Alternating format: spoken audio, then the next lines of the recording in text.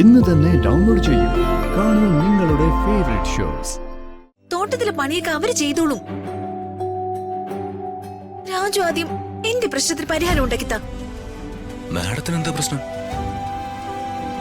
രോഹന്റെ ഋതുമോളുടെ കാര്യത്തില് എല്ലാവരുടെയും തീരുമാനത്തിനനുസരിച്ച് രാജുവും പിന്നോട്ട് നിൽക്കരുത്. ആരെങ്കിലും ഇംപ്രസ് ചെയ്യണമെങ്കിൽ അവരറിയാതെ ഒരു കുഴിയിലോട്ട് തള്ളിവിടും. ആ കുഴിയിൽ നിന്നും അവർ രക്ഷിക്കാൻ കെൽപ്പില്ലാത്തവരെ സഹായത്തിനായിട്ട് ആദ്യം അയക്കും. സഹായിക്കാൻ ചെന്നവരെ സൈഡാക്കിയിട്ട് അളിയൻ കുഴിയിൽ വീണവനെ രക്ഷിച്ച് സ്റ്റാർ ആവും. ഇതൊക്കെ നമ്മൾ എത്ര കണ്ടിരിക്കുന്നു. നിങ്ങൾ വന്നേ, നമുക്കൊരു ചൂട് കോഫി കുടിക്കാം. അളിയ, നിന്റെ വീട്ടിലെ ജോലിക്കാരി ഇപ്പോഴാ പഴയ കുട്ടി തന്നെയാണോ? ഏയ്, അവള് പോടാ. പക്ഷേ അതിനേക്കാളും സുന്ദരിയാ ഇപ്പൊ വന്നിരിക്കുന്നത്. എങ്കിൽ പിന്നെ കോഫി മാത്രം ആക്കണ്ട അളിയ, നമുക്ക് എന്തെങ്കിലും പലഹാരം കൂടി കഴിക്കാം.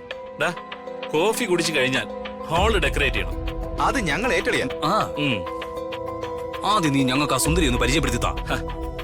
ആക്രാന്തം പിടിക്കാതെ നിങ്ങൾ വാ വാ.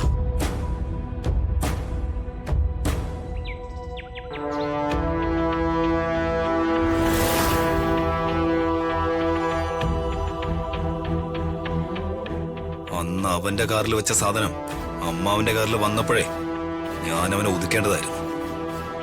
സാധനം എടുത്ത് അമ്മാവന്റെ കാറിൽ വെച്ചിട്ട് അവൻ അമ്മാവനെ രക്ഷിച്ച് അമ്മാവന്റെ മുന്നിൽ അവൻ സൂപ്പർ ഹീറോ. ദിവ്യ ഒതുക്കാൻ കഴിഞ്ഞതുപോലെ റോഹനെ ഒതുക്കാൻ നമുക്ക് എന്താ അമ്മേ സാധിക്കാതെ? റോഹനെ ഒതുക്കാനുള്ള സമയവും സന്ദർഭവും നമുക്കിതുവരെ കിട്ടാത്തതുകൊണ്ട് അംബികയുടെ കണ്ണില് അങ്ങനെ റോഹനെ ഒതുക്കാനൊരു അവസരം ഉണ്ടായ പിന്നെ ആ ചെക്കൻ ഈ പടി കടന്നു വരില്ല. പ്രതാപനെ കൊണ്ട് തന്നെ ഞാൻ അവന്റെ കരണ തടിപ്പിക്കും. നീ നോക്കിക്കോ. ഇനി എന്ന് അമ്മേ എന്തെങ്കിലും ചെയ്യാൻ അമ്മയ്ക്ക് ഉദ്ദേശം ഉണ്ടെങ്കിൽ അമ്മ എന്നെ ഓർത്ത് അതൊന്ന് നേരത്തെ ആക്കൂ. എടാ ദീപക്കെ, നീ ഇങ്ങനെ പേടിക്കാതെ.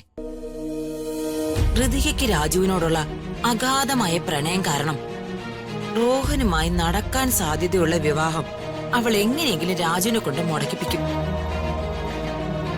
ഈ വിവാഹം മുടക്കാൻ നമ്മൾ ഒരുപാട് ആലോചിക്കേണ്ടെന്നാ എനിക്ക് തോന്നുന്നത്. അമ്മേ, രാജുവിനോട് അവൾക്കുള്ള സ്നേഹത്തെക്കാൾ കൂടുതലാ അമ്മാവനോട് അവൾക്കുള്ള സ്നേഹം.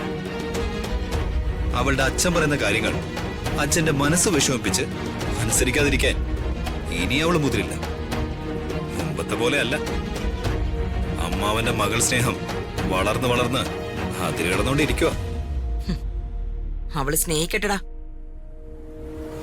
ഇതുപോലെ വർഷങ്ങള് അവൻ ആരാധിച്ച് സ്നേഹിച്ച് മനസ്സിൽ കൊണ്ടു നടന്ന പത്മാവതിയെ ഇനി ഒരിക്കലും അവൻ സ്നേഹിക്കാത്ത വണ്ണം വെറുപ്പിച്ചിട്ട് അവളുടെ പേര് കേൾക്കുന്നത് പോലും പ്രതാപനെ ഭ്രാന്ത് പിടിപ്പിക്കുന്ന അവസ്ഥയിലാക്കിയതാരാ?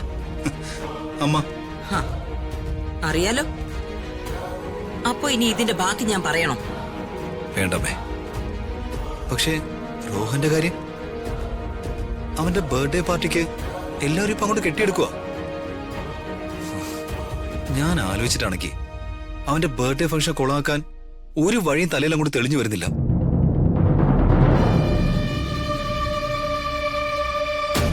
എടാ മോനെ, ഒന്ന് ചീഞ്ഞാലേ മറ്റൊന്നിന് വളമാകൂന്ന് നീ കേട്ടിട്ടില്ലേ? അതൊക്കെ എനിക്കെങ്ങനെ അറിയാം? എങ്കി നീ കേട്ടോ, അങ്ങനെ ഒരു സംഭവമുണ്ട്. നന്മയുള്ള നിഷ്കളങ്കന്റെ മുഖം മൂടി അണിഞ്ഞ നിന്നെക്കാളും തലതെറിച്ച ഒരുത്തനവൻ. നിന്നെ സപ്പോർട്ട് ചെയ്യാൻ ഞാനുണ്ട്. പക്ഷേ അവന്റെ ഗെയിം തനിച്ച. അവന് ശരിക്കും ഋതികയോട് പ്രണയം, അഗാധമായ പ്രണയം. അവന്റെ ഈ പിറന്നാൾ ഫംഗ്ഷൻ ഋതികയുടെ മുന്നിൽ വെച്ച് അവനെ മാനം കെടുത്താനുള്ള അവസരമായി നമ്മൾ ഉപയോഗിക്കണം.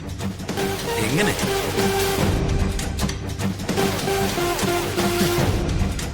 ഒന്ന് സമാധാനപ്പെടടാ മോനെ. അമ്മേ വിശദമായിട്ട് പറഞ്ഞുതരാം. നീ അതുപോലെ അങ്ങ് ചെയ്താ മതി. ഒരുപാട് വിശദീകരിച്ച് സമയം കളയാനില്ലമ്മേ. റോഹന്റെ വീട്ടിലേക്ക് ഇറങ്ങാൻ സമയമായി.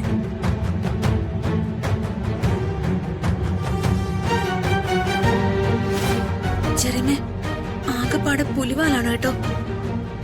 അവൻ നമ്മൾ ഉദ്ദേശിക്കുന്ന ആളെ അല്ല ചെറിയമേ. അവന് ഡബിൾ മൈൻഡാ. ദീപക്കാണെങ്കിൽ ഒറ്റ മൈൻഡേ ഉള്ളൂ, ഞാൻ വഴി സ്വത്തുക്കളൊക്കെ തട്ടിയെടുക്കണമെന്ന്. പക്ഷെ ഇവൻ അങ്ങനെയല്ല. ഇവനെ എനിക്ക് മനസ്സിലാക്കാനേ പറ്റുന്നില്ല. റോഹന്റെ മനസ്സിൽ എന്താണെന്ന് എനിക്ക് എത്ര ആലോചിച്ചിട്ടും പിടി കിട്ടുന്നില്ല ചെറിയമേ. പഠിച്ച കള്ളനവൻ. നമുക്കിനി എന്തു ചെയ്യാൻ പറ്റും മോളെ? ദേ, അവരിങ്ങോട്ട് വന്ന് ബർത്ത്ഡേ ഫംഗ്ഷന് ക്ഷണിച്ചു. ഇനിയിപ്പോ അങ്ങോട്ട് ചെല്ലുമ്പോ നിന്റെ കല്യാണക്കാര്യത്തില് എന്തെങ്കിലും തീരുമാനം എടുക്കുമെന്ന എന്റെ പേടി. ചെറിയമേം കൂടി എന്നെ പറഞ്ഞ് പേടിപ്പിക്കില്ലേ? ചെറിയമേ, ഞാനൊരു കാര്യം ചെയ്യട്ടെ. പനിയാണെന്ന് പറഞ്ഞ് ഞാൻ റൂമിൽ പോയി കിടക്കട്ടെ. ഞാൻ വരുന്നില്ല ബർത്ത്ഡേ ഫംഗ്ഷന്. ആ മോളെ, അങ്ങനൊന്നും ചെയ്യല്ലേ. പ്രതാപേട്ട ഹോസ്പിറ്റലിൽ നിന്ന് ഡോക്ടറെ വിളിച്ചു വരുത്തും. ഇതൊക്കെ നുണയെന്നറിഞ്ഞാ ആകെ പ്രശ്നമാവേ. അത് ശരിയാ. ഇനി എന്ത് ചെയ്യും ചെറിയമേ? മോള് ടെൻഷൻ ആവാതെ നമുക്ക് നോക്കാം. അവിടെ പോയിട്ട് എന്താ സംഭവിക്കാന്ന് നമുക്ക് നോക്കാം. ഇനി അതല്ല, നിങ്ങളുടെ കല്യാണത്തിന് എന്തെങ്കിലും തീരുമാനം അവരെടുക്കുകയാണെങ്കിൽ രോഹന്റെ അമ്മയോട് ഞാൻ സംസാരിക്കാം. സത്യമാണോ? ചെറിയമ്മ സംസാരിക്കോ? സംസാരിക്കാം. മോള് ധൈര്യമായിട്ടിരിക്കും.